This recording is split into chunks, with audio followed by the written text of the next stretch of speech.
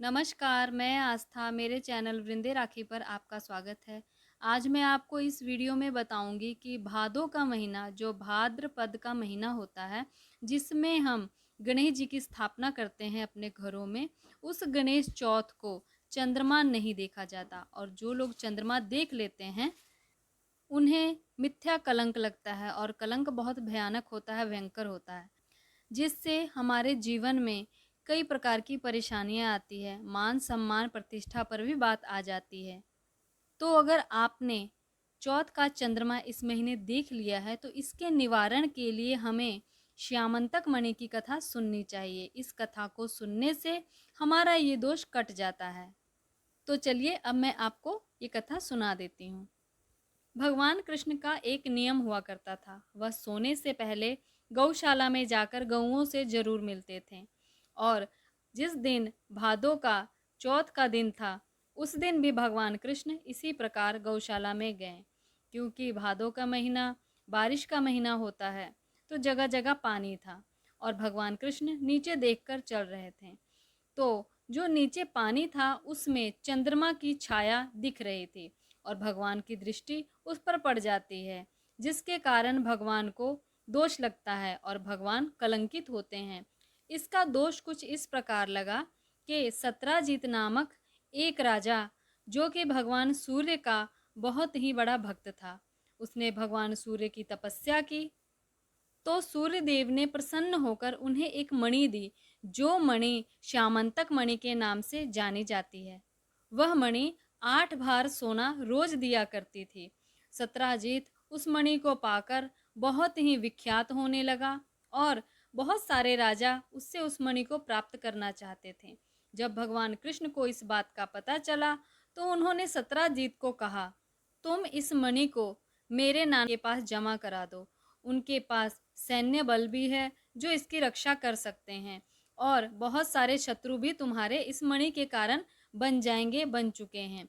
इस प्रकार भगवान कृष्ण ने सत्राजीत को कहा, परंतु सत्राजीत क्योंकि अहंकारी हो चुका था, इसलिए उसने भगवान कृष्ण की बात को नहीं माना और ये सोचा कि भगवान कृष्ण सत्राजीत से इस मणि को प्राप्त करना चाहते हैं और इससे देने से उसने साफ मना कर दिया। सत्राजीत का एक भाई प्रसेनजीत था, जो कि एक दिन शिकार खेलने जा रहा था और अपने भाई से कहता है कि मैं ये मणि पहनकर चला जाऊं। तो उसके भाई सत्राजीत ने कहा, ठीक है, तुम यह मणि पहनकर चले जाओ। सत्राजीत का भाई प्रसेन उस मणि को पहनकर शिकार खेलने जंगल में चला गया। वहां पर उसका सामना एक सिंह से, एक शेर से हुआ। उस शेर ने सत्राजीत के भाई का वध कर दिया और मणि को लेकर बैठ गया। तभी एक रीछ ने देखा कि शेर के पास क्या चमक रहा है। उसने शेर का वध करके उससे मणि ले ली और एक गुफा में चला गया।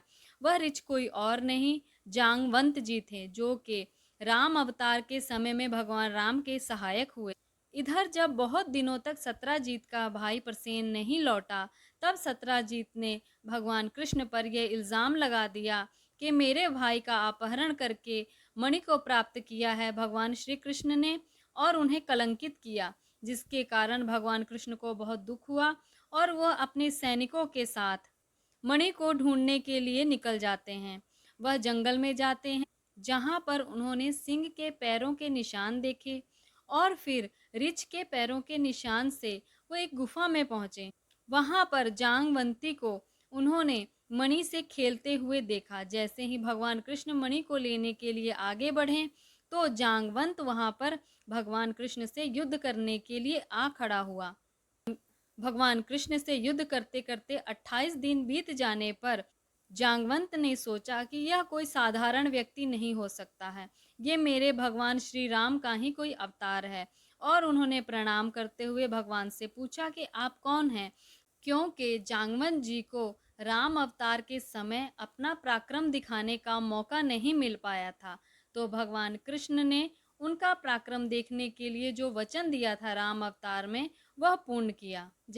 जैसे ही जांगवन जी को भगवान कृष्ण के वास्तविक रूप का पता चला, उन्होंने अपनी पुत्री का विवाह, जांगवंती का विवाह भगवान कृष्ण से करवा के उन्हें मणि सौंप दी और भगवान कृष्ण जांगवंती के साथ द्वारिका वापस लौट आए और मणि सत्राजीत को दे।